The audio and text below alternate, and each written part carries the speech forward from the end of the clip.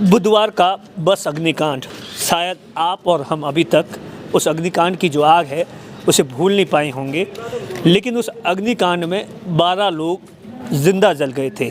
उन ज़िंदा लोगों को किस तरीके की हालत में जले और उसके बाद में उनके शवों को कैसे निकाला गया, ऐसे ही दो जो होमगार्ड के जवान हैं गौतम और उनके जो भाई है, इन लोगों ने निकाला है।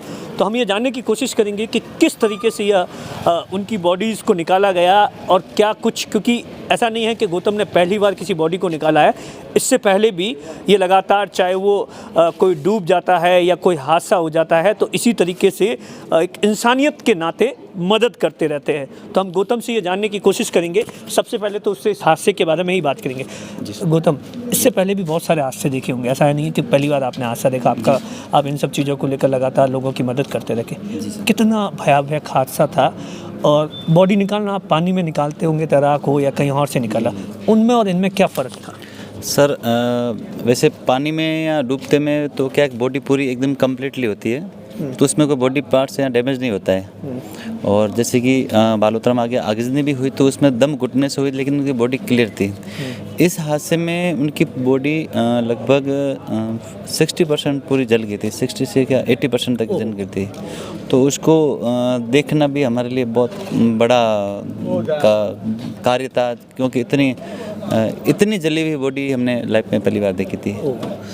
तो जब आप आग बुझ गई थी, जब शव निकालने की बारी थी, तो उस वक्त शवों की क्या स्थिति थी? किस तरीके से हाथ पैर या क्या स्थिति थी? मतलब कि आप मान नहीं सकते, उसमें सिर्फ एक कंकाल था, जिसमें आप पता ही नहीं चल सकता कि ये आदमी की बॉडी है, औरत की बॉडी है, या जवान की बॉडी है, या युवा की बुढ़ी की बॉडी है, एजेड की बॉडी है। अच्छा। इसमें मात्र एक कंकाल मात्र है पूरा का पूरा, और वो भी पूरा जला हुआ।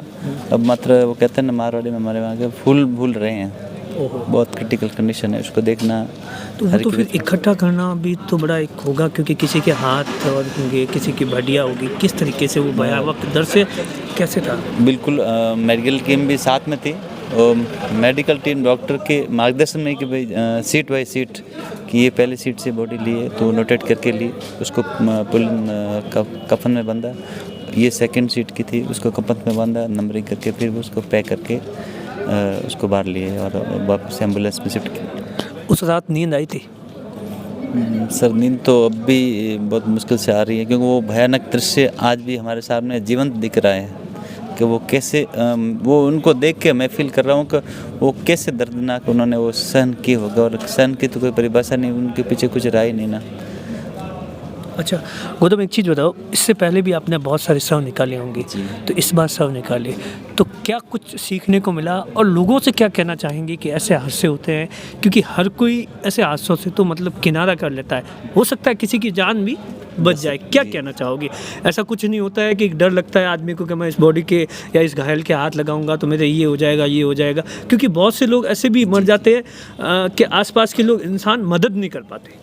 बिल्कुल सही बात है। वैसे वो कुछ नहीं कर पाए, अपन कोशिश करते जितना हो सके उनको मदद मिले, जितनी जो कहते हैं ना फर्स्ट एड, जितने तुरंत प्रभाव से अपन जिसको सहायता करेंगे, सहायता मिलेगी, तो वो उतना उसकी लाइफ के करीब रहेगा, तो बचने में मदद है। जैसे कि जिस प्रकार हम 2006 में आपको पता ही है कवास बाढ़ आई थी, तो हमने जिन को बाहर निकाला ना, तो आज दिन तक हम जब मिलते हैं ना, तो वो बड़े सहज भाव से, स्नेह भाव से हमें वो प्रणाम करते हैं, और अंदर से अंदर वो आज भी मुझे पता है उनको महसूस हो रहा है कि भाई साहब आप कि हालांकि हम तो एक निमित्त मात्र हैं सब जगह, लेकिन वो उनके मन में आता है कि भाई साहब आप पधारे, और हमें उस डूबते हुए हम आपने बाहर निकाला, तो हम आज भी आपके मदद के आसानमंद हैं, क्योंकि उन जीवन सबका बहुत अमूल्य है। सबसे डर नहीं लगता? लोगों को तो डर लगता है, इसीलिए तो आधे तो जाते ही नहीं। जी वैसे हमारे निवासी बालोतरा से हैं, नदी के किनारे हैं, और नदी के किनारे वाले लगभग हम बाईकास्ट माली से हैं, तो लगभग हम सब वहाँ पे लोकल सब तैराक हैं।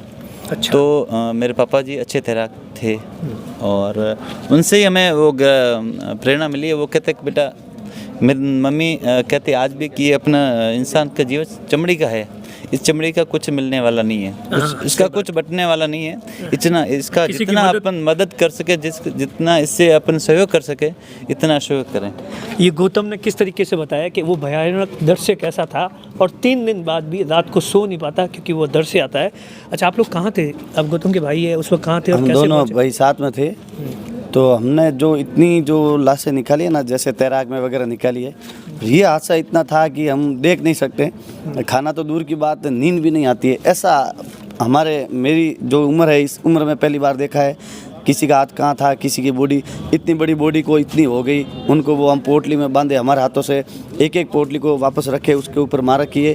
फिर हमने एक एक पोटली को हम दोनों भाई ने एम्बुलेंस में रखवाए, तीसरा कोई नहीं था, हमने दोनों ही उठा के एक एक एम्बुलेंस में रखवाए और डॉक्टर की टीम भी साथ में थी सहयोग में।